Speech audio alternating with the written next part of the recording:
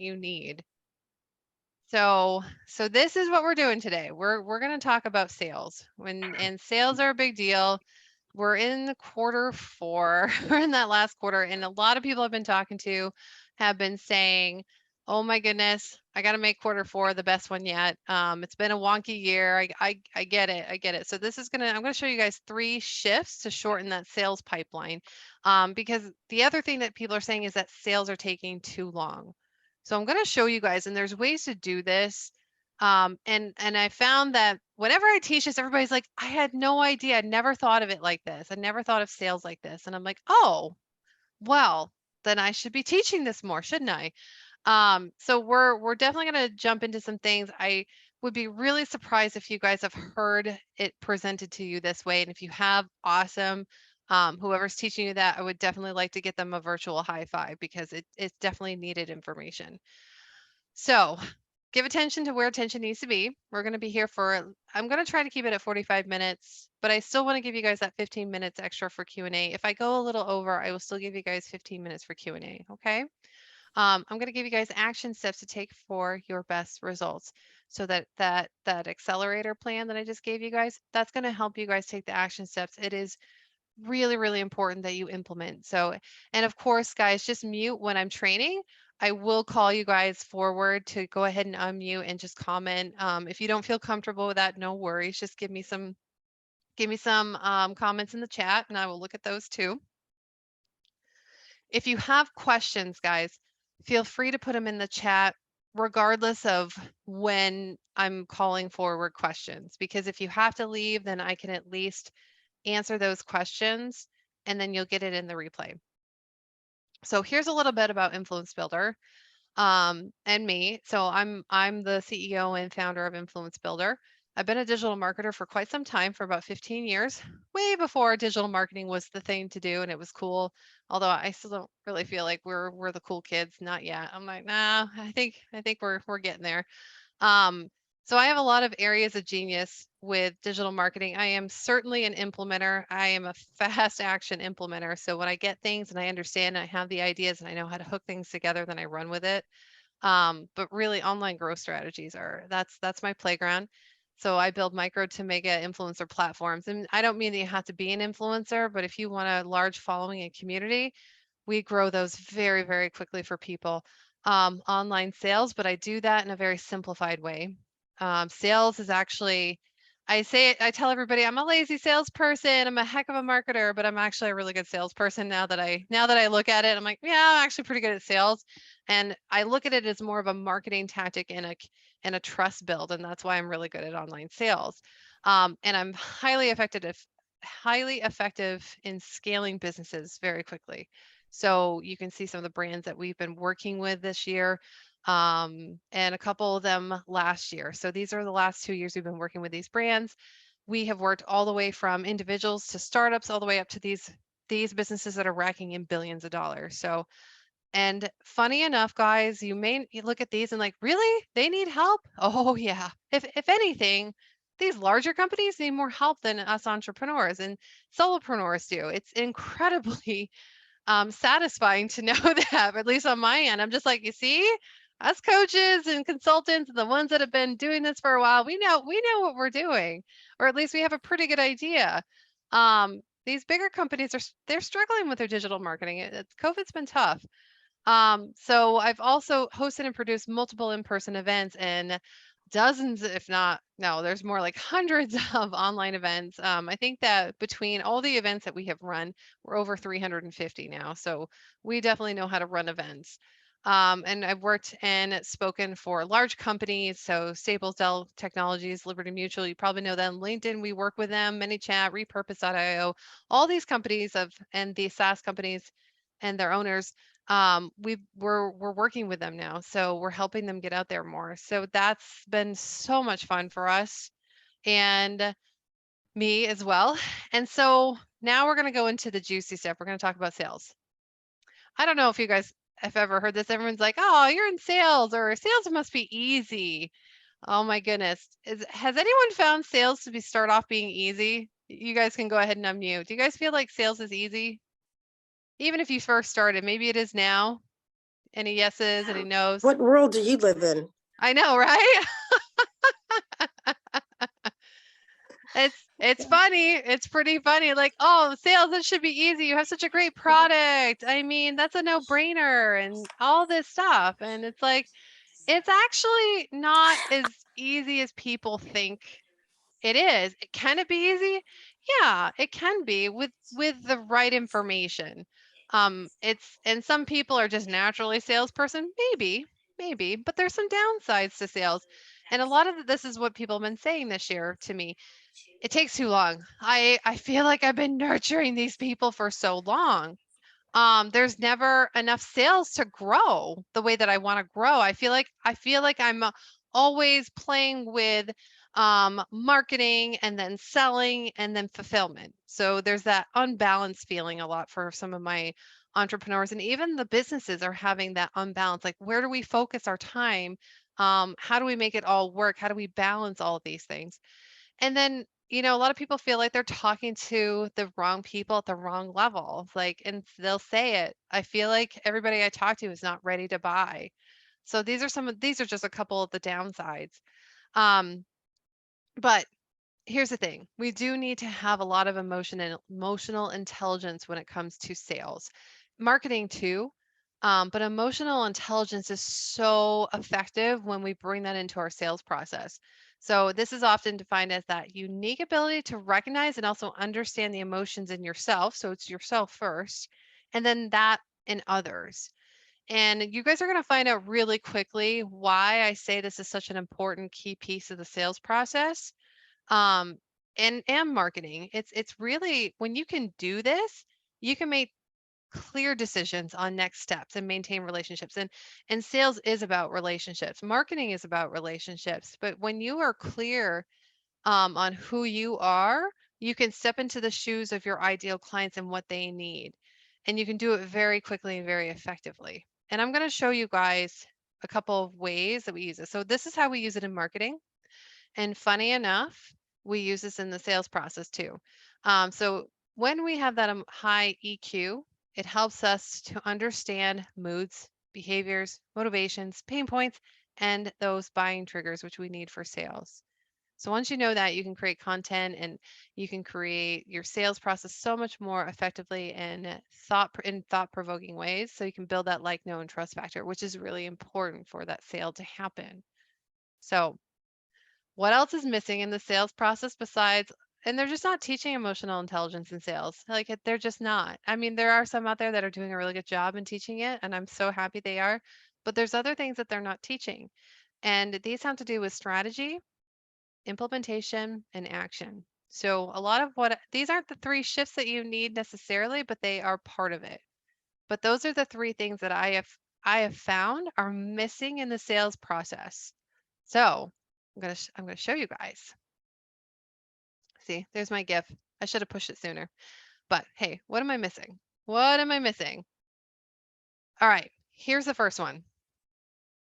The buyer's life cycle. This is shift number one. You guys have to understand where your buyers are on their life cycle as a buyer. This is going to really blow your mind, guys. So you need to know this. There are four pieces to this buyer's life cycle, and I will show you the bell curve of it in just a moment. So you have, first and foremost, your tired tire kickers. How many of you guys have had some tire kickers come on the phone with you? You can raise your hand. You can say, yeah, I just got off the phone with one now," or something like that, but you'll know who they are. Yeah, everyone's like I call them the tired tire kickers. And not so much that they're tired because they don't seem to ever tire of it, but because you're tired. So we're tired of the tire kickers. They want your freebies, they want all of them. They join webinars, but they never join paid programs. They're really missing that clarity piece, and they change their mind really quickly. So that's the other thing. Oh, I want to go there. I want to go there. I want to go there. I want to go there. And so you can tell when you're on a sales call who they are, and they're just not ready. That's all this is. So it's a fun little gift. I don't know if you can see it. When you explain everything and ask if they'd like to buy the product, in terms of money, we have no money. So we find out that money is really a big issue for them. It's really, um, and that's usually after we've gone through the whole spiel and giving them freebies and all that stuff. So it can be a very frustrating communication loop for sure. And then we have our other ones, which are, and these ones are tough to find sometimes. Sometimes they're really good, but there are questioning quizzers. They're very similar to tire kickers with some key differences. They may buy your low ticket offers. They ask questions all the time. They tend to take over conversations in group settings. And they forget that there are others that need turns. So by saying that, you guys are probably like, oh, yes, I know who they are. But if you've ever done a challenge or done any events or anything, you'll have somebody who's asking all these different questions, and sometimes they keep asking questions over and over, and then sometimes somebody else comes in to ask a question and they speak over them. That's usually a questioning quizzer. Um, so that's usually how I can tell when I have one of those in a group. And then they are almost always just about ready to work with you. So these are the ones that, yeah, pick me, pick me. That's them for sure. But they usually are just about ready to work with you. Sometimes they're the ones that ghost you too. Have you guys been ghosted before? I think we've all been ghosted at this point. They may come in pretty hot and like, like, oh, they're definitely going to buy, and they get all their questions answered, and then boom, they're gone and they ghosted you. So, I mean, I still get ghosted. Believe it or not, I even still get ghosted, and I'm at a level where I'm like, "Really? Did you guys just do that? That was really clever of you. Didn't even see that one coming." And I was like, I didn't see that you were a questioning quizzer. I missed that one completely. So that's a good indicator that you have a questioning quizzer. And then they do implement fairly slowly. So you can give them a lot of action steps to take, and they implement slowly. And so that's another really key piece to know that where they are in that buyer's life cycle. So, but yeah, you can like, oh, pick me. Yes, I have questions. I have questions. Yep, that's when you really know who they are. Sometimes they're right on that cusp of turning into this next one, which is our excitable sponges. So I love my sponges. They're awesome. I love cleaning with my sponges, not these guys in particular, but sponges because they just soak up everything. They sign up for those webinars and challenges and are the first go and implement all your suggestions. They are highly coachable. They are excited to learn new things. They like to implement themselves first. They get fast results whether they are taking a free course or are in your paid program. They bring their friends to your freebies and your paid program. So they're really the ultimate fan. They just love everything that you're doing. And they're very coachable, and they're very um, easy to work with. So those are your excitable sponges. And I will show you guys the life cycle here and what we're going to do with this.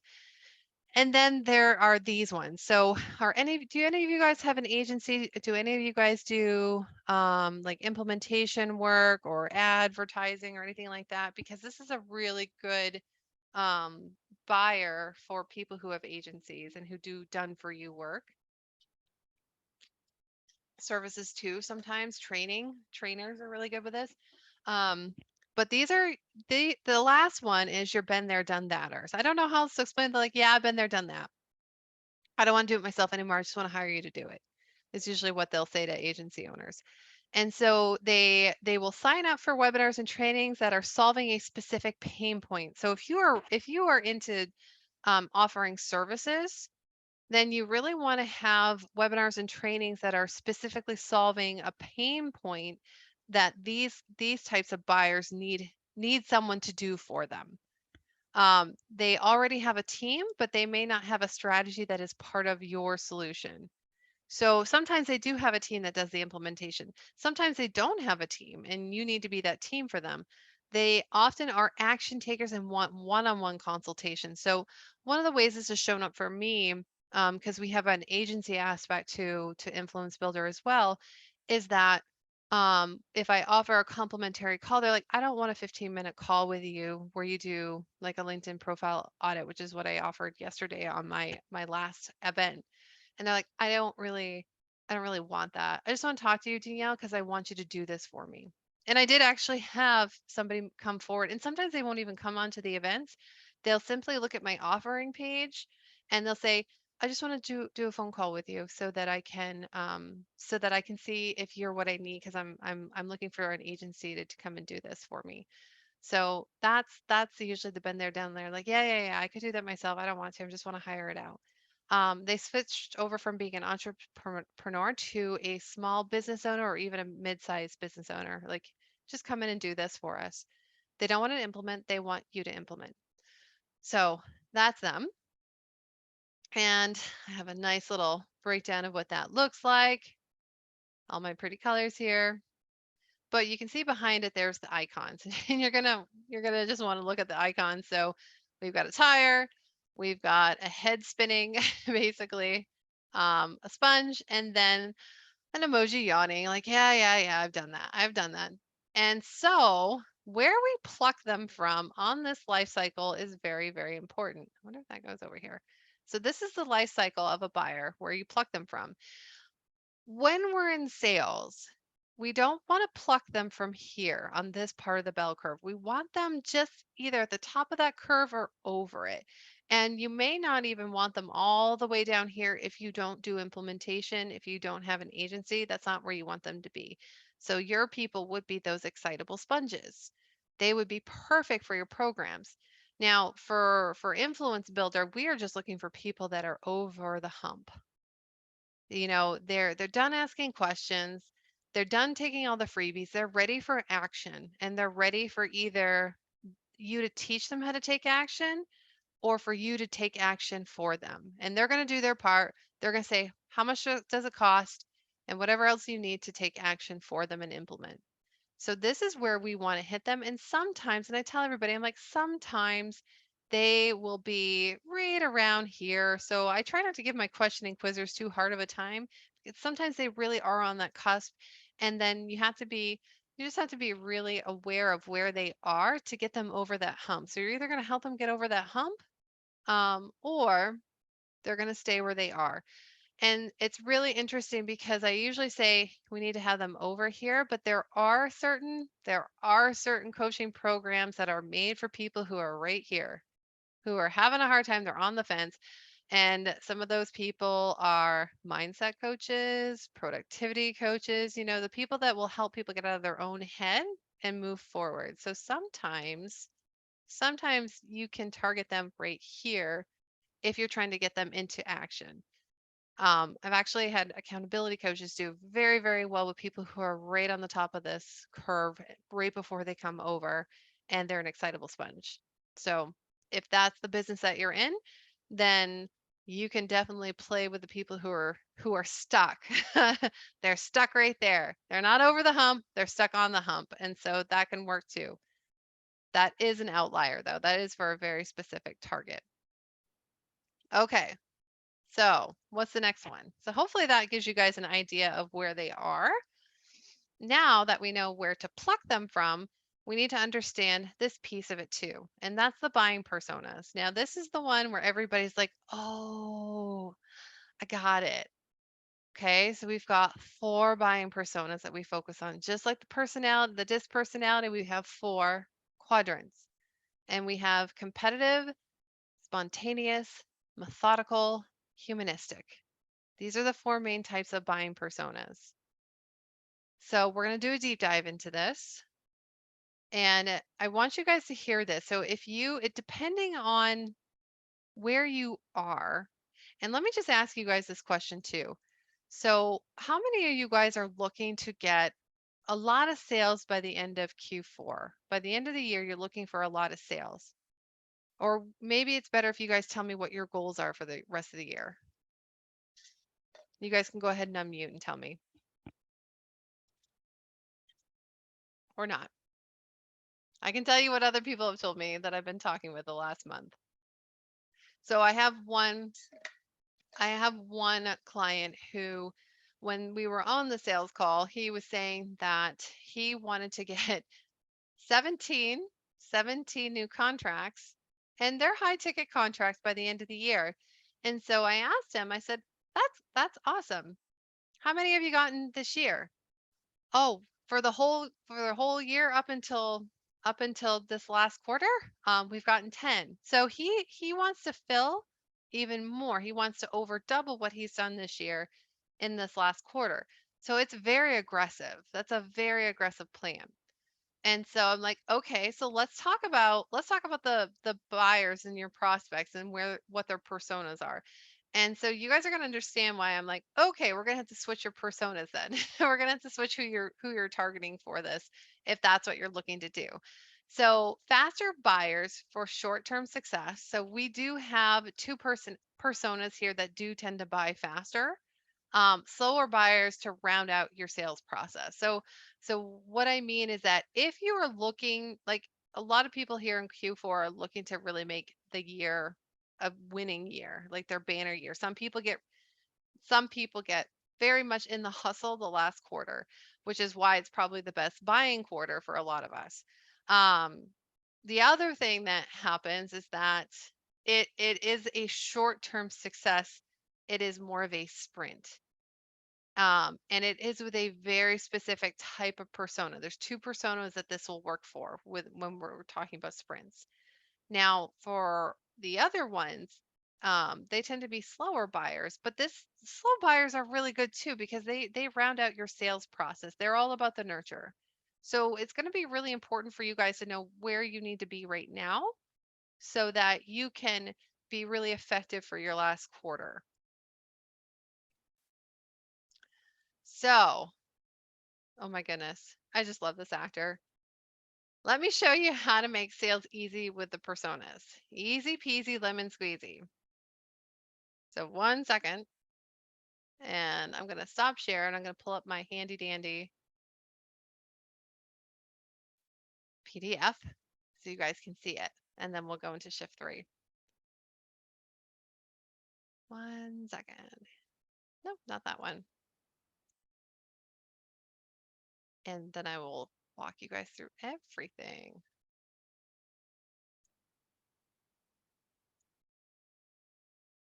Yes, there we are.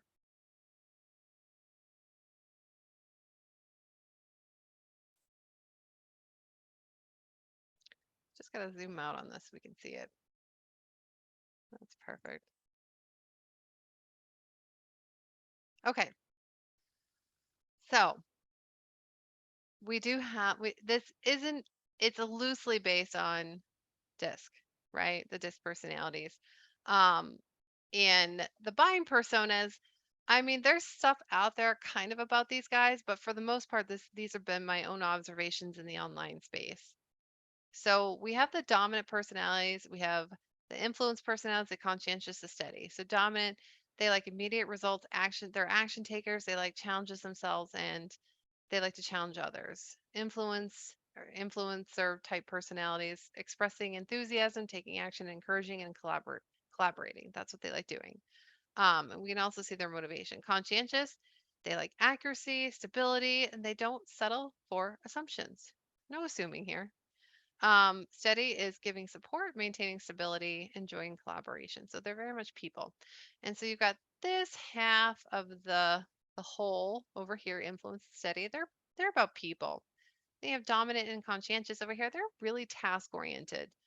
So we've got the two hemispheres and that's separate. Now we can move into the buying personas, which is the competitive, spontaneous, and humanistic and methodical. And a lot of people look at this and like, well, isn't it based on the personalities?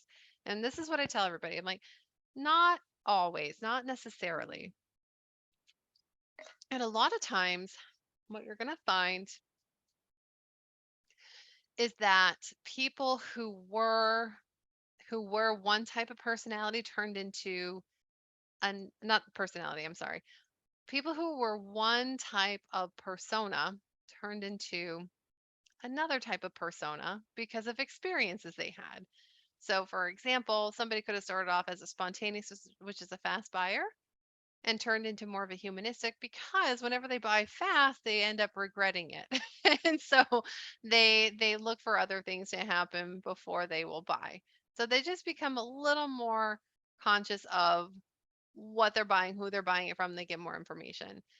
Competitive, same thing, fast. They're definitely fast buyers. And then they become more methodical based on some of their experiences. So we do have the 4 quadrants here. Competitive is, and they want to know this. They want to know why you're better than the next guy. So why you and not your competitors? That's something that they'll ask. They want to know what your qualifications are. If so, what are they and why do they matter in this case? right? So what does it matter?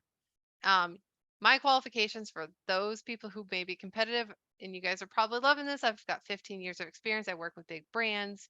I work with growth strategy. I work online.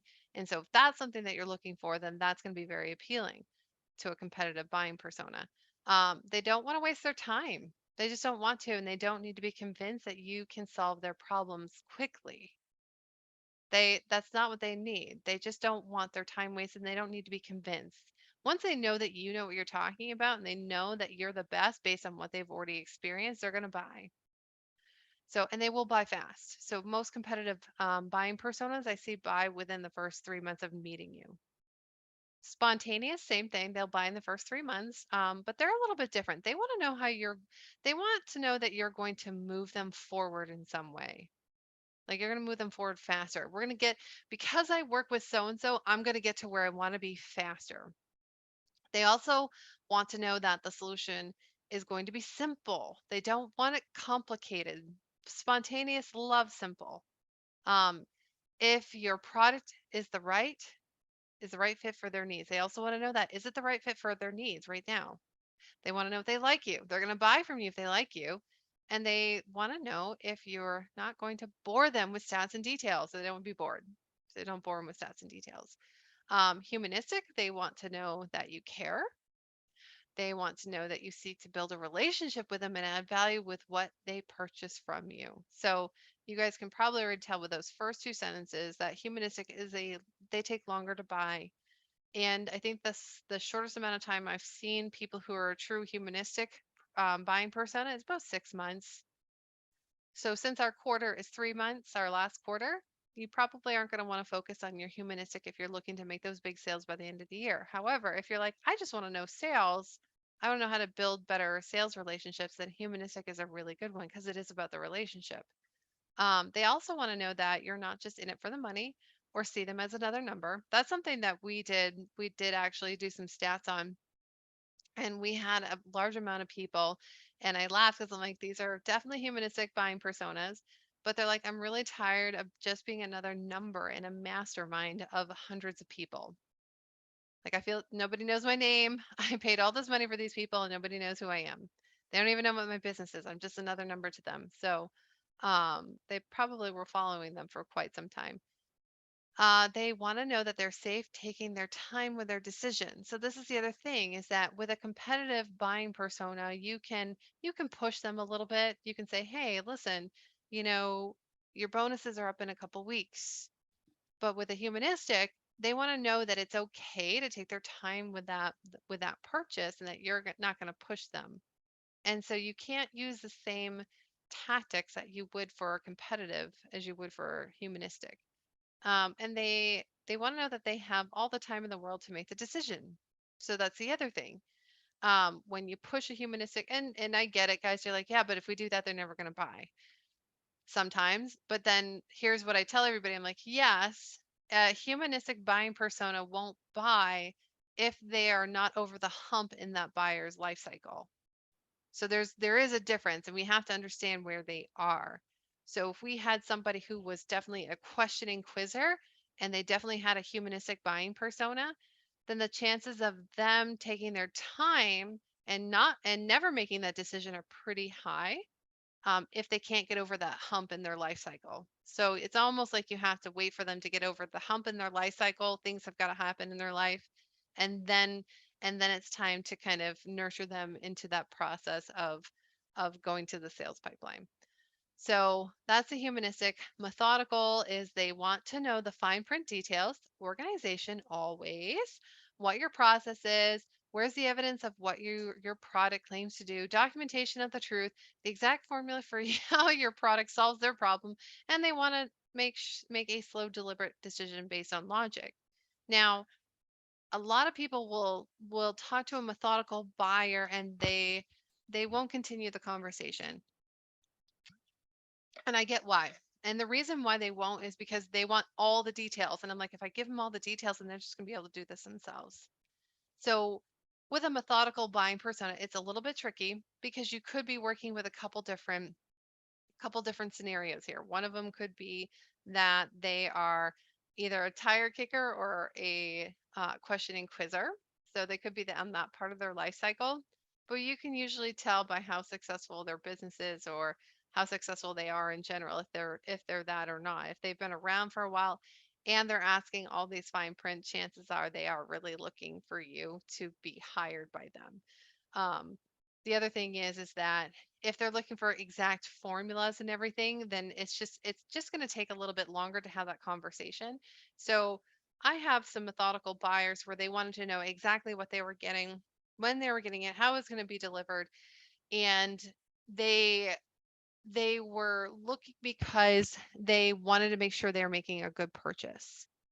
And it just took a little bit longer. They just weren't a quick buyer. They wanted to know all the details, and then they wanted to do their due diligence and go and check with a competitor or a couple different competitors, and that took some time. So that's a lot of the methodical. So I know whenever I talk about the methodical, everybody's like, "Oh, really? I know those ones." And they are often misunderstood. Um, they don't buy very fast. So as you guys are looking at this, I want you to just understand that you can focus on any of these types of buying personas. Like any of these types you can focus on at any given time. You may have a preference just based on what I'm telling you. Um, I will say you're humanistic and you're methodical. You have to be methodical yourself in the sales pipeline process. It's going to take a lot more touch points. And so you're going to want to organize these guys knowing that they're going to take more touch points. So what I tell my clients is like, listen, if you have don't turn anybody away right now because of their buying persona, but delegate your time wisely. So if you get on a phone conversation with somebody and it turns into a sales conversation, be very aware of some of the languaging that they're using. Be very aware of how they're asking questions because you're going to be able to tell what kind of buying persona they are. And so when you know what kind of buying persona they are, you can be very intentional with your sales process. You can take your humanistic and methodical, you can put them on a list, and that list could be for nurturing purposes. It could be specifically because you want to nurture these guys into that sales process and you know that you're going to need to take a little bit longer. And so you can throw things over the fence to them every couple weeks or every week if you want to. And just know that they're going to take so many touch points. So I've got probably about a dozen right now that are humanistic and methodical in my sales pipeline. And so I know what their issues are. I know how I can solve them. And I also know that they're going to make a decision probably in a few months. And so instead of me trying to push them because they don't want to be pushed into a sale, I instead will throw pieces of content over the fence. I will invite them to events and webinars like this, and I will just take my time to offer them another spot on my phone, or I'll say, I'm going to check in every couple of weeks and just see how you're doing. If it's a humanistic, I definitely do that. If it's a methodical, I'll just keep sending them, hey, I just got this great testimonial, or hey, I just did this awesome case study and I think you may like it. It could definitely be something that you could see yourself doing. And so I'll give them that information. They're just going to take a little longer. And so I do have a further breakdown for these buying personas. Just want to be really aware of the time because I want to give you guys some time too. So if they're looking for the competitive edge or the competitive buying persona, they want to know all those things that I told you before. So they're the movers and shakers. They definitely get things moving. So here are some keywords for them: results driven, optimum, action, convert, conversion, challenge, immediate, right, determined, leadership now.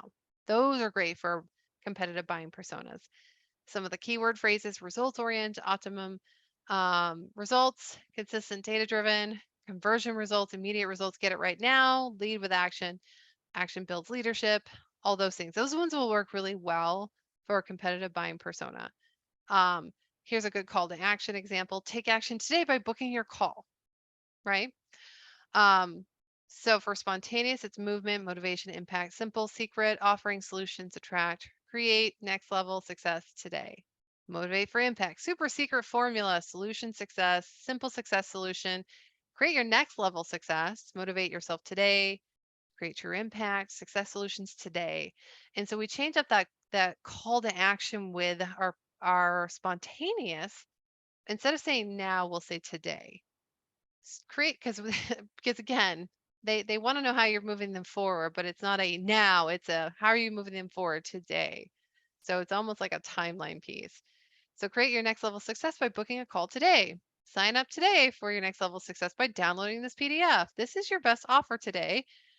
Sign up for your next level of success. See, these are just different ways to play with a call to action. Um, so this is the humanistic and buying personas. This is the keywords: nurture, relationships, build, cultivate, caring, collaboration, discovery, open, engage, trust, interested, align, deep. Nurture, build relationships. That's a good persona. Humanistic buying persona keyword phrase. Cultivate your confidence. Collaboration is caring. Aligned relationships, discover and build. Open and engaged. Aligned collaboration, deep knowing and trust. Open to possibilities. Nurture your collaborations. Care about cultivating relationships. Open and aligned, deep nurturing relationships.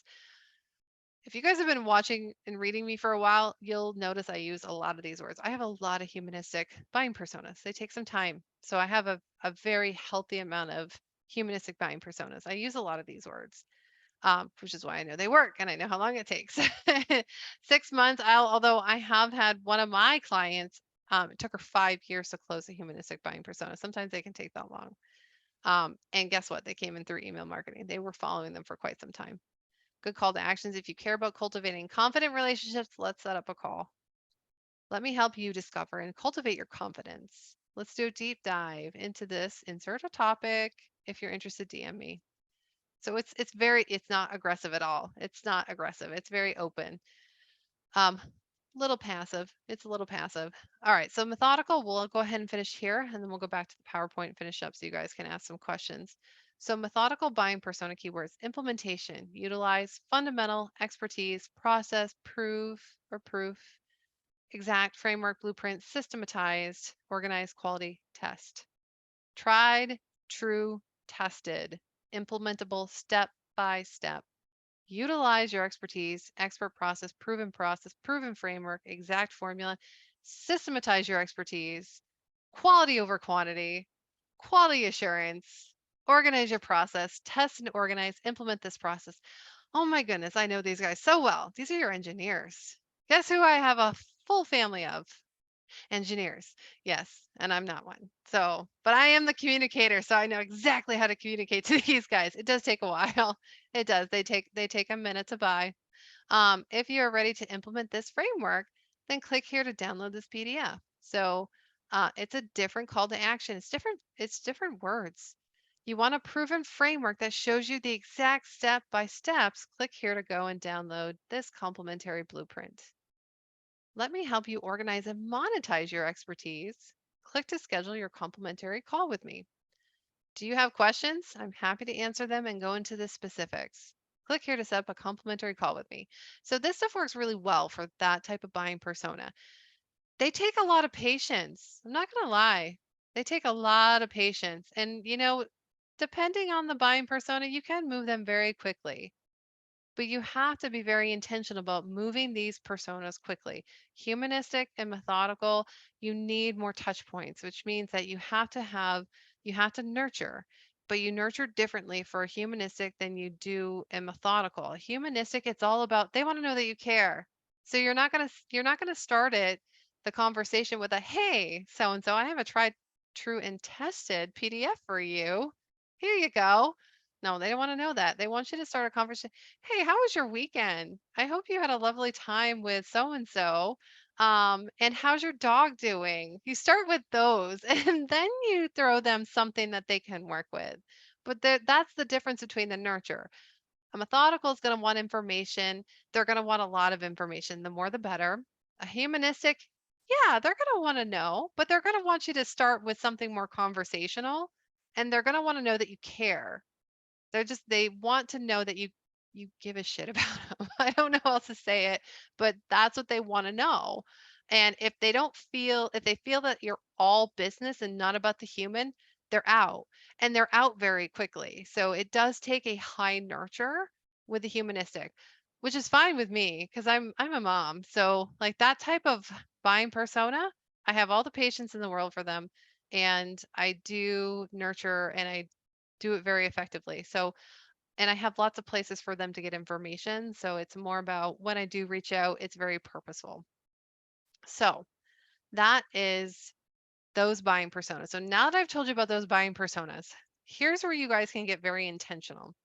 You can get very intentional with how you move forward depending on your goals. So I always like people to tell me what their goals are.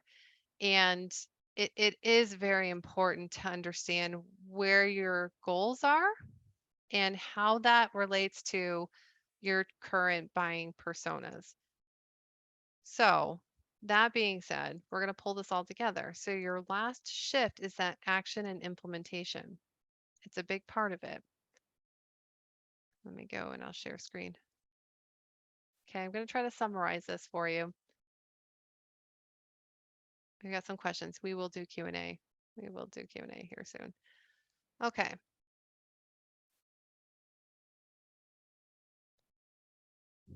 All right. We're going to pull together action and implementation. This is your third shift. So, I forgot to fill. So you got to know who to target based on where they are on their life cycle. You got to know who to target. So if you guys have been bringing in either the tire kickers or the questioning quizzers, then and expecting sales, they're not ready for you. So you have to shift who you're bringing into calls, and there's lots of ways to do that. Um, one of the best ways that I do these things is I will have a filtering process before they can jump on a call with me. Do I always do it? No. Sometimes I want to assess where they are because I don't have enough information. Um, but there's all these different ways to do that. You need to have focused energy on the right personas for your goals. So if you need sales now, you do not want to go after a methodical or a humanistic buying persona. You've got to understand some ways to pull pull out what kind of buying persona they are. And actually, you can attract in the right buying personas with just changing your verbiage. And so that's why I gave you guys all of those words to use, those keywords and those keyword phrases. They will support you guys in attracting in the right buyers. So you also need to create an action plan to have the most success. So this is what I'm going to show you guys right now as an action plan. And that is your Excel. So this is the link for you guys that are watching the replay. Click the button below because that will take you to the viewable document. Just create a copy or download that for an Excel. You're going to want it. Okay. All right. Let me go and pull it up. I'll show you guys quickly how to use it. It's very, very easy. And then we'll go into Q&A. Can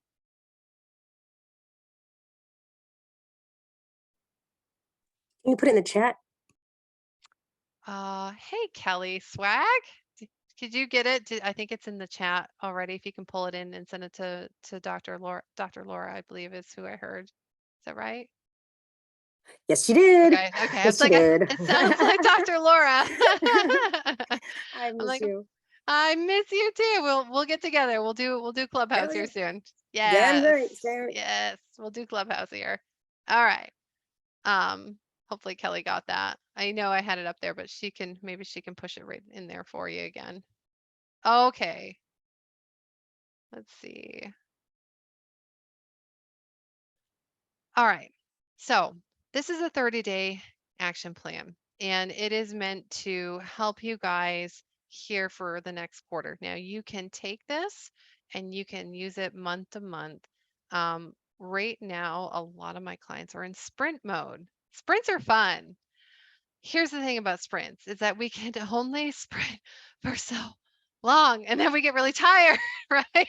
we I mean, we cannot continuously sprint. So if you guys are really looking to get a lot done this last quarter, then it's sprint time. And guess who we're going to focus on? We're going to really need to focus on a couple different things. So if you've been nurturing your humanistic and methodical buying personas, and you've been tracking that, you know that it's harvest. It could be harvesting time for you. So you've got to think of it in terms of, okay, so who are those ripe buyers that are methodical and humanistic? Me explaining, you probably know exactly who they are. Are they ready to be harvested? Can I move forward with them? Can I go and talk to them and make an offer and see if they're ready? You absolutely can, and I would, because that could be a really big part of your sales process. Now, for those of you who are like, I need sales right now, and I don't feel like I have enough people in my pipeline that I have been nurturing, then your buying personas, they're going to be spontaneous and competitive, which means that you have to have offerings that reflect that.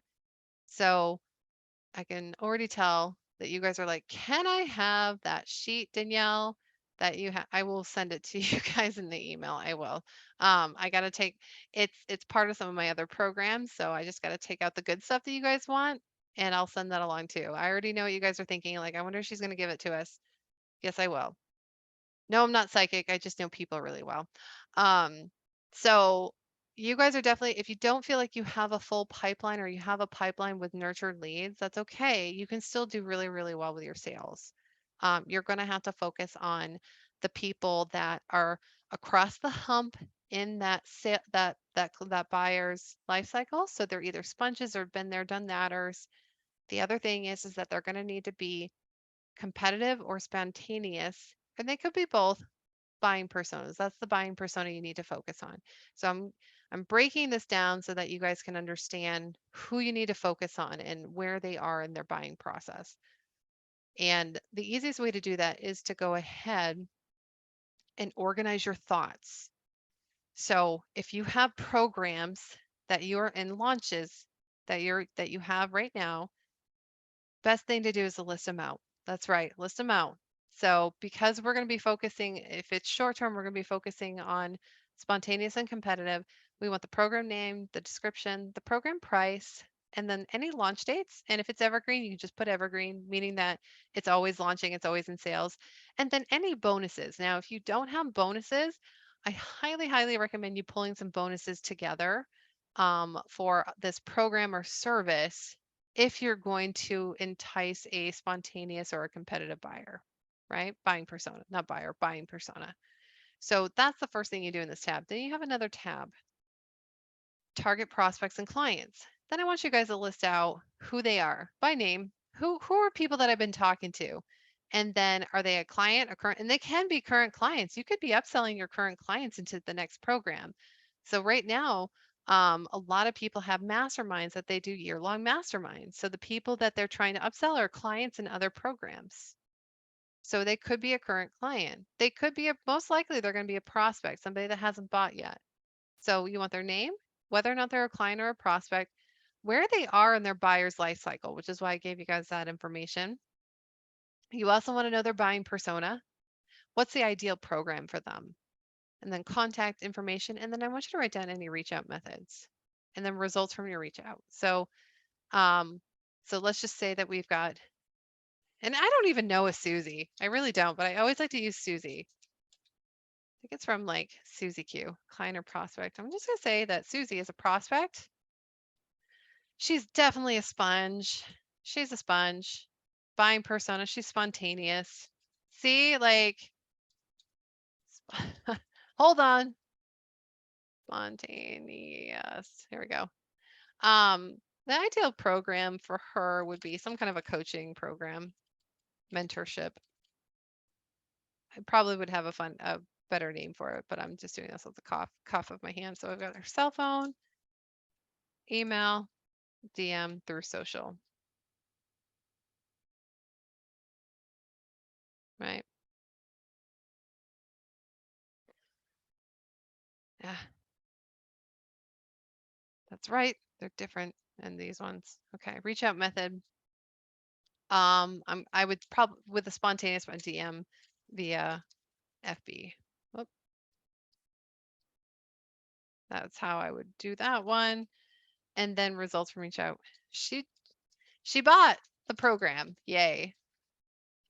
On Well, she's that spontaneous, she's going to buy it tomorrow. Right? There you go. So that's how you guys can fill that one out. So that's really what I want you guys to do for the target and the prospect one. All right. So what's the next one? Sales sprints. So here's where you organize. This is where you organize the programs and how many people you want to talk to and sell to.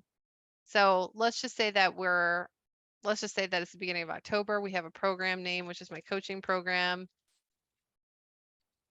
And for day one, I want to talk to 10 people because I want to get one person on the phone. And the next day, I'm going to talk to five, five, five. And I just feel like talking to everybody on Friday. So we'll do that. I'll talk to 0 on Saturday, 0 on Sunday. I'll talk to another 10 on Monday, and then we'll do 5 and 5.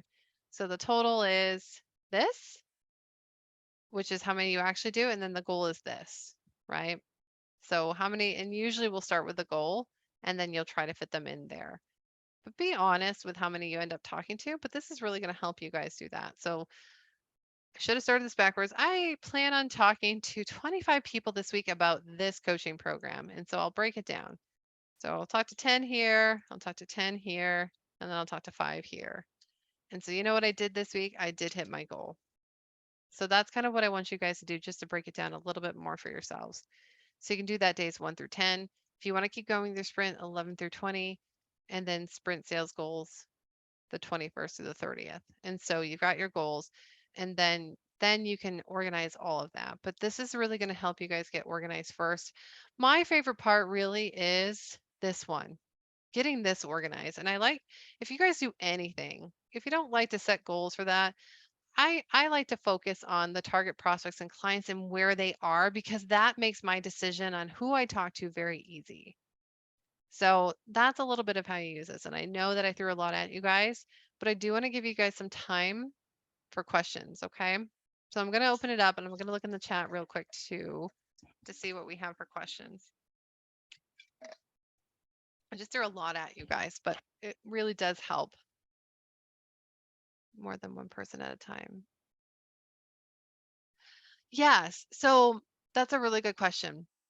So I believe what you're asking is that, can I use Clubhouse so that I can hit more than one person at a time? Yes, you can. So if you, and here's what you need to know, Dr. Laura, is that based on the past, whenever I've had a Clubhouse of 20 people, I've always gotten 3 people on the phone with me that I sell into programs. So it's just, you kind of pull from that past experience when you're using Clubhouse and stuff like that. And just track it. Like, track how many people you have coming in and then how many move into the sales process. Let me see.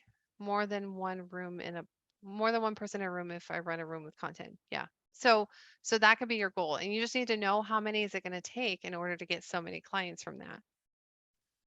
I wish I would have spent if I came on you then the front. Oh, honey, I'm sorry. Yeah. Yeah, I hear you. I hear you. It's gonna make a this one little thing's gonna make a big difference with the sales process. I talk about content yet not the program, the how details. Okay, so how's that going, Dr. Laura? Like, are you getting sales from doing your process this way? Hell no. No, okay. No way. No, because I Okay. don't sell. I don't sell. I hate Okay. to sell. I know we've talked Um, about this before. We have, yeah. I the know. comment, I mean, I just got off 2 interviews. And the thing about it is that it's like it's like it's really hard for me to say I have what you need. I don't shit on people. Mm-hmm. So it's more of they come for the content. But that's the thing. Yeah. They're not going to get, they don't, there's no way I can explain to them what an 8-week program is and how they're going to change their life and describe the app and the videos and the global Right. content. And I mean, Right. it's so detailed. I mean, everything is done for them and it's out of this world amazing. It changed my life.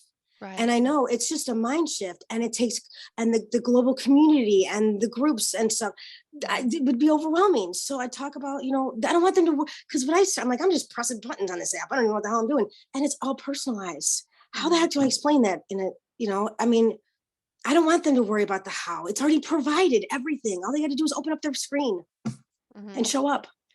Okay, so do you say that to them in any of your clubhouses? No, like, no. I mean, who's going to believe me? You know me. I mean, why would I lie to you? They're not. I mean, they know me. They show up because I let Yeah. them speak about their trauma and stuff. I mean, and I Okay. listen, and they change. Okay. Um, but yeah, I mean, like, Yeah. if I told you just buy this gadget, I promise you it'll work. Well, here's the question I have for you because based on what you're saying to me, it sounds like you have a lot of either they're tire kickers or they're questioning quizzers. So are they actually going and implementing and getting the change without you? They're, they're not even my niche because anybody can come to my room. Yeah. So Okay. 12,000 people, half of them are dudes who just want to get some because you get the back to, hey, baby. And that, no, maybe not Oh, half, but nice. Yeah. yeah, I don't just black. I don't really pay attention to that. But so like maybe a third of them, I mean, a quarter of them. And so Okay. like another, they're not in my niche. Right. So So let's say maybe 2,000, maybe out of 12.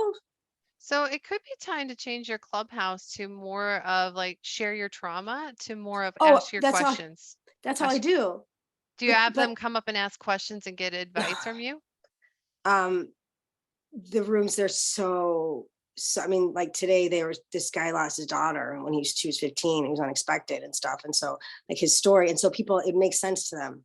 Like they Mhm. grow by listening. I allow them to share the stuff that other people they don't want to share. Like, and I say the things that people are afraid to say about trauma and stuff. And so they're more hesitant. This is, and anybody can come in the room at any time. I just had a woman comment in the back chat that I'd say something, but it's on replay. So, Okay. like making those shifts for sure. Yep. Um, yeah, I'm going to stop talking. This is your stage. So, and we can talk more, but I'm just gonna tell you, like, we gotta shift this perspective for you, I so know. that because you're giving a lot, and the perspective that I want to shift for you is that they can come in and get this, but it's really, and yes, they all have trauma. Um, Well, so am I when my lights don't go on. I know, It's and bad. yeah, and here's the other thing though, is that they're really not going, especially with trauma, especially with therapy, they have to take action. They have to implement what it is that you work on. They have to work with you in Hmm. either a group setting or a one-on-one. They have Yeah. to. We cannot heal unless we work on ourselves. So, It's deep yeah, stuff, see, really, really deep. you're giving too much. Yeah. I mean, that Hmm. sums it up. You're giving way too much. And the perspective shift for you is that, and there's a worthiness piece, by the way, too, if you're giving too much. Hmm. Oh, So, totally. Yeah, yeah, totally. Yeah. yeah. I'm And all about so Brene. I know we got to love our Brene, I love right? her. Yeah. She's amazing. And She's, so, yeah. See, so that's the the, thing. Brene is the what and the why, and my yeah, program's the how. you should say that just like that. Like, listen, Thank Brene you. is like, I am a fangirl of Brene Brown because she tells you the what. You know. And but I'm gonna show you the how. Like Well, if I'm you going to really show need them the how with you because you're going to get on the stage again because you're yeah, fabulous. yeah, we'll show them we'll tell them about the how. I will show them the how when they sign up. So Yes, there's that's definitely right. something for you here where they gotta work with you. They Hmm. gotta work with you. And they can do it in that group setting. They can do it however you offer it. They have to work with you. It's not enough just to be on the stage. And yes, I get it. It's great to have that and have a space and a safe space. By the Right. way, they're all humanistic if they're coming into your stuff. Mm. But the ones that are really ready, like the guy who lost his daughter, it sounds like he was in a lot of pain. He's He done a needs lot of work. Well, he he's was the guest speaker. he was the guest He was the speaker. inspiration. Yeah, he's Oh, okay, I amazing. gotcha. Yeah, he was grief to girl. I mean, he was unbelievable. I mean, like, Okay. Oh, I thought he had just lost his no, daughter. Okay. he could Um, talk. Yeah, you talk. It's so your stage. so the people that are just going that are just in the trauma that are they're there because they're looking for a way out. You have to ask these qualifying questions like that's I hear you. Are you ready to make the changes so that you don't have to feel like this anymore? And like, I will do anything. Ding, ding, ding, ding, ding. That's your person. Get them on the phone with you. But like when they say, you really want them to say, whatever it takes. I'm done feeling like this. So the golden phrase for you is whatever it takes, Dr. Laura. I'm ready. Whatever it takes. So, oh, you muted. Okay. Yeah, whatever it takes, I'm ready. You have to ask that qualifying question. in your clubhouse. When you get that, that's your person. That's either I would say they're more spontaneous just because they're ready to move forward. You're looking for a spontaneous buying persona for a right now sale. You can keep nurturing your humanistic. They're going to buy. And honestly, the spontaneous people are saying, okay, I'm going to jump on a phone call with you. I just signed up for later today. Those spontaneous buyers will probably give your humanistic permission to take the steps themselves. So there's another angle there that will work really well. Okay. Yeah, I know. The audio is all muffled. I'm not sure if the problem's on my end. Can you guys hear my audio okay? Okay. If Phil's still on, wait for the replay. I think it'll be a little bit better. Okay, did anybody else have a question here? You got this, Dr. Laura. Just a couple shifts. Just a couple shifts. You've got the following. Like you've got clients. You've got clients in Clubhouse, okay? Couple little switches and you're going to see it just open up. Anybody else have some questions? Not yet? Do I need to call in somebody? Which Robert do I have in here? Yes, yes. I've had like 3 Roberts contact me the last week, so I have no idea which one this is. Amy, did you have any questions?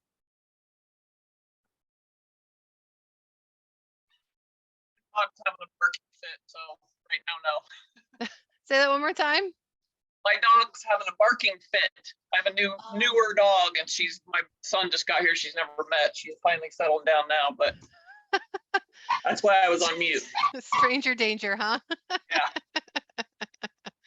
I gotcha. I gotcha. The thing is, she was barking. Now she's not real quick. So what was the goals for the sprints? You were supposed to say how many reach outs we wanted to do on each program. Yeah, so Okay. one of the things you want to start with your goals in mind. So and you are basing your goals on what it is that you want to do within that sprint or within the last quarter. I like to do 21-day sprints. That's what I like to do because I need that last week to rest. So I'll have goals and I'll have sales goals and then I'll have nurture goals. So it's Okay. not quite in there, but this is my own process. And so when I have nurture goals, and it's really because I don't want to leave out anyone that I meet that is a humanistic buying persona or a methodical buying persona because I do have nurture sequences for them. So while most people who are in digital marketing will focus on that 1 to 2%, it is 1 to 3% normally for the spontaneous and the competitive buying persona. They're just a very small percentage. Um, they will forget about the other 99, 97 to 99%. And I don't want those guys to get left behind. So I like to have nurture goals too. So what that looks like is maybe I'll have 5 sales in a week and then I'll have 15 people that I move into a nurture sequence or some kind of a process where I'm nurturing them um, as they are deciding to become buyers. Yeah. So that's me.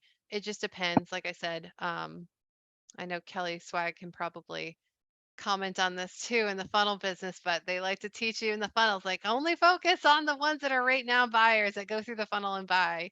Um, and she knows me well enough to know that I'm like, yeah, no, no, no. Is that the new baby? Is that the new fur Yes. baby? Yes. Aw. Oh my goodness, look at you. That's mama. Yep. That's happy. Yeah. But that's what I was thinking when you said, Yeah. pick I think we have to like keep all of them in mind. Yes, exactly. You do. Yeah. And you just have to plunk them differently, right? Right. They Right. have different ecosystems that they need to be in, Yep. and they need different things when they're in that ecosystem. But the point of business isn't to have only our fast buyers, because with our fast buyers, you also have to think ahead of, like, I know that they're going to get this, but they need this next. So they do end up being really, but you have to prove yourself too with them. You have to prove that you know what you're doing. You have to get them results fast. And then you have to move them into the next step where they can get those results too. And they may be expecting fast results in that next thing. So it's a great buying persona. You just have to be able to keep up with them too. So some people prefer the humanistic and the methodical, buying personas because they have longer term programs, right? So Right. some of the coaches that I know that do masterminds, they will peg next year's mastermind people in January of the year before because they know it's going to take that whole sales cycle to bring them in. And Yep. so what they'll do is they'll bring, and I do it too. I actually will bring people, and I have a lot of smaller programs throughout the year, because I want to get them to the next step because they're not ready for my big mastermind for the next year. I want to get them ready for it, but they're not ready when I first meet them, and I know that. So I know that they're Yep. going to go into that process, and I'm going to get them ready, and then I'll make the offer when I think that they're ready. I'm like, I think you're ready. I will have some that are fast buyers, and I'm like, you know what? It just makes so much sense for you to come in. It just Yep. does. You're like the missing piece. They Yeah. tend to be the missing piece too, where it's like, we have all these other people. We need this person because it's going to round out everybody. And then I have a really good group for mastermind. So, Yep. yep, that's usually how Well, I that's don't know if just like, everybody explains it like that, but that's how I see it. no, but the buying personas help because it's just like me. I've been with Brooke for over a year, Hmm. but now you're telling me something that she didn't tell me. And but her stuff is making more sense as I get in. Yeah. So, Yeah, her and I think alike. We don't know each other. We just met like a month ago, but I'm just like, where have you been? I've been waiting for my implementation sisters. yep. Yep. I've been waiting for them. Kelly, you and Brooke gotta meet. You're gonna love her. So Kelly's Yeah. another implementer. Yeah, I was just gonna add it. It's the nurture and follow up. Yes. Yes. Yeah. Have you been watching? Okay, good. I'm glad because like she's amazing. She's a sweetheart too. She's a sweetheart. Really, what you see is what you get with Brooke. So just talking with her and getting to know her, I mean, she's genuine. She's genuine. So, and she's a really fast implementer and she cares about the customer journey. So her and I we just hit it off. So, but yeah, I'm glad it does make sense. And I will say that this isn't anything that I've been specifically trained on. It's kind of pieced together with a whole bunch of things that either experienced or I've learned, but in a way that it makes the most sense. So one of the things that is another superpower is taking really people like to complicate things and they do it on purpose. I get it. Because then everyone's like, well, just implement it for me. And I understand that, but I'm like, I mean, I can implement it for you, but it's going to work really good if you know how to implement it or you understand the process, and I'm going to get what I need out of you too, Yeah. to actually do the implementation. But it's been kind of pulled together so that it makes sense and we're connecting all the dots. And so when we can connect the dots with sales and who we're actually selling to, then we can get really clear on what we need to offer them and how we communicate with them. And that just makes it so much easier in the marketing and the sales process. And we'll have less people feeling like all the desperate needs of whatever else they're doing in the DMs that are just sales and all that stuff. And I'm just like, do you guys, and I actually gave, I wasn't trying to give anybody a hard time, but I said, you know, do you know what a buying persona is? And they said no. And I'm like, well, I'm just going to tell you that I'm one of the ones that's a humanistic buying persona. So I'm going to take my time. Um, and you came in and we're not even three back and forth and you're already trying to sell me. I'm like, you need to Yep. slow down. I don't even know if I like you. I did say that. I did say Well, that. that's the thing that I like is I don't have a problem nurturing and taking long term, but so that's what I'm doing in my Facebook group right now. Yeah. But that's, I want the people to come to me. I don't want to have to try to sell them until they're ready. Yep. So Yep. that's my goal. That's Yep. what I Dr. want. Laura's like, yep. Yeah. So Yeah. humanistic is Yeah. humanistic too. Yep. Yeah. And you know what? And you can. And so what I would say is though, if you're looking for some sales, then the spontaneous ones that are Right. looking to move forward and what the programs and products look like, it's very niche and it's solving a right now top of mind problem. It's usually a small problem. So what do you do for a living, Amy? What are your programs? Dog training. Dog training. Okay, so what would be a problem that's top of mind that you could help them solve quicker? Well, I can do, a specific behavior or two, like for example, that the holidays coming up, there's going to be changes in routines, which is going to affect the dog. Then there's a lot of people who are going to have guests and deliveries. And so dogs running out the door, dogs jumping on people. Scary. Yeah. Yeah. Running out the door is scary. Little ones too. Those two things. But I have learned over the years that I've done this, that they need to have some foundations in place.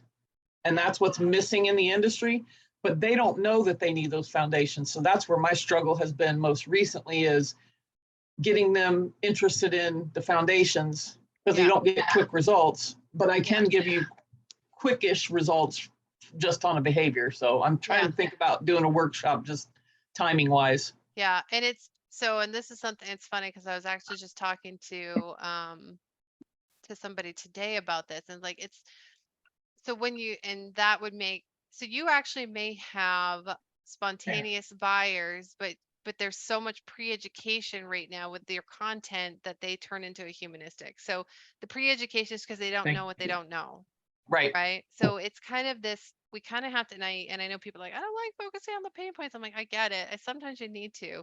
And so if you focus on the top of mind for them, like what would be a new puppy, and how to Yep. get it, how to quickly get it to stop pooping on the floor. I Yep. mean, they know it's a problem. I mean, Yep. they probably stepped in it a couple times, or Oh, yeah. you know what I mean? Like, Yep. stepping in it. And so that's a top of mind. So they could actually take your course before puppy comes in December. Here's how you prepare for puppy not to poop for 6 months, or something Yeah. like that. Well, And that would, I was going to start it in December, but that's great. I should do it that way. Prepare before puppy Yes. comes, because Prepare. I know that's a thing. Like holiday puppies are a huge thing. It's going to be crazy after they get the puppy. It's better for them to prepare before puppy's there. Yeah. Yep. That's great. I'm glad I didn't ever think of that, but you're absolutely right. Yep. That's a top of mind because, and we're considering getting another puppy too. Oh my gosh, we have a zoo here. Don't laugh at me, Kelly. Kelly, don't laugh at me. She's like, she does have a zoo. But we're considering it. And I'm just like, how do I prepare before the puppy comes? Because my life is it's a little hectic. Yeah. I'm like, how are we gonna do this? How are we gonna do this? And so my mind's already in that preparation mode. But that's because I know it's coming. Yep. I'm already there, and knowing like this could be fun, and it could not be fun in some instances. So I'm going to try to make it as fun as possible by being proactive, but that's a top of mind for me. So um to me it makes a lot of sense to take puppy classes before puppy even comes. Right. And then and having my girls train in it too. Like, this is what we're going to do. We're going to do this, and we're going to do this, and we're going to do this. And the problem though is there's nothing out there for that. Yeah. To prepare before. And there's a lot of people stuff that needs to be in their mind. Yeah. You want to help me make my program? Well, we can talk about it. I can Okay. definitely help you for sure. That'd be Because I've been through puppy stuff a lot. And I've got 3 kiddos, and we've all done this. And this is like, yep. So we're thinking about it again. I'm not sure if it's going to happen, but I know what it would look like. Yep. Yep. And it won't hurt them to know it anyway with any dog, whether you get a new puppy or not. So I would love to collaborate on that. I think that you could sell it out very quickly. I do too. And I think there's a couple different marketing tactics that you could take on it. That would be super, super helpful, and probably even some places where you hadn't thought of placing the program too, where people are looking for puppies. So like there's probably about 4 places that, I mean, if I was to look for training programs, and this is different than where I'd look for anything else, that's where I would look. And there's actually a couple tactics that you could use if you wanted to do some of that organic social selling. Well, the other part of it too is I've been in rescue for a lot of years, and the rescues are just inundated now with stuff. And so this is something we deal with every year, this time of year in the holidays, is, think before you get a puppy. But that's the other thing that I can put in there. Here's what you can expect in 6 months when most of you get rid of the puppies. Mm-hmm. So they know it's coming, because when it happens unexpectedly, that's how come the shelters get filled up. Yeah. Oh, yeah. Okay. That's sad. I know. I don't like to hear about that. That's how I got this one. Oh, she's an owner's. She's an owner surrender. Well, it took a lot of work, but that's the whole thing. They get traumatized, and it's tough. But yeah, there's definitely a market. I just haven't figured out how to, and I have all the knowledge, been doing it for a long time, but I haven't figured out how to get it consumable. Consumable, or in front of the right people? Consumable is my biggest issue, because my Facebook group, as soon as I announced it, Yeah. I got people signing up every day. Yeah. Yeah. So. Yeah. And So I you only guys are announced it on my personal page. So. It's gonna be big. It's Yeah. needed. It's If definitely I needed. get it right, but that's what I was saying before is I don't know if I said this before I did say about the software, but I started out just going out, like I had a program in my head Mhm. and I went and did it and they accepted. And then the second thing I came back, they said, wow, we thought about this and it's a lot of money and we don't want to move forward. Mhm. And they wanted to know if I would give them their money back. Well, I gave them enough value to cover the deposit they had given me, but it kind of scared me to go Okay. forward. And so now I want to make sure I have a system that Yeah. people can step through. You also will need a policy in place so that you can refer back to the policy and say, this is once you're in, this is the policy and this is why we have the policy in place for this very reason. Well, that was the mistake I made. I had the Yeah. policy, but it's in that other software Yeah. and it got lost in the shuffle. Yeah. And that's okay because you can get policies. It's really about the other piece is Well, going to be to make I sure have a that you have copy the of it. right. I just didn't think to do it with them. They caught me off guard. Yeah. Make sure you have the right third-party merchant account too, because like if you've got PayPal, I mean, forget about it. They're always going to side with the buyer. Okay, Yeah. So that's it's good not, to know. yeah, PayPal is notorious for that. Stripe can be. Square's a little better for sure. They have to, you just actually have to have proof that they went and purchased and that they got access to everything. I mean, even simple emails that they said, yeah, this is great, Yeah. and stuff like Yep. that will do it. So Square would be a good one. And then authorize.net is a good one too. So Okay. you just have to be, yeah. Well, I know all this because I've been through it. Right. Well, I did some bartering with Brooke. Yeah. I helped her with training her dog. So if you're interested in that, then because I don't want to take up everybody else's time here, but I would love to connect. We can definitely talk. We're not sure yet. We're not Right. we're not 100%. So I will say we're thinking about it. But as I'm thinking, I'm always thinking ahead, and Christmas is crazy. It's always crazy. Well, and plus I just would like to hear why you're thinking about it and what you're, and advise you on that. Yeah. Yep. Absolutely. Square and AuthorizeNet. Yeah. And Dr. Laura, I can introduce you guys to. So AuthorizeNet, sometimes you need another integration in that, and I've got somebody that's really great for that. I can introduce both of you guys to. I actually really like it's direct pay, and I like them a lot because they really do have the small business owner in mind. And so like the chargebacks and everything, if that happens, then they protect you on it. So they're smaller, but they do like to work with coaches and consultants and people and small business owners who are in service-based businesses. So that's I can introduce you to Fran. So I'm happy to do that. That's my Kelly's, mom's name. oh, is that a good thing? Yeah. Oh, yeah. Okay, all right, then Yep, we're good to go. yep, I'm like, yep. just make sure. Like, that's good, Yeah, I right? didn't think about that, but yes, I'm a Yep. lucky one. You're one of the lucky ones. Gotcha. Yep. Okay, guys. So it's a little bit late in the day. So I will get recordings up as soon as I can. I think somebody asked about the slides. I'm not gonna give the slides away, but I will go ahead and give you the PDF downloads of the life cycle and also the personas. So I'll give you guys those PDFs so you have them to go with the Excel. Okay. Very good. Very good. All right, you guys. Well, enjoy your Friday. Happy weekend. And we'll talk soon. Okay. Good stuff. Thanks, Danielle. Welcome. Bye. Bye.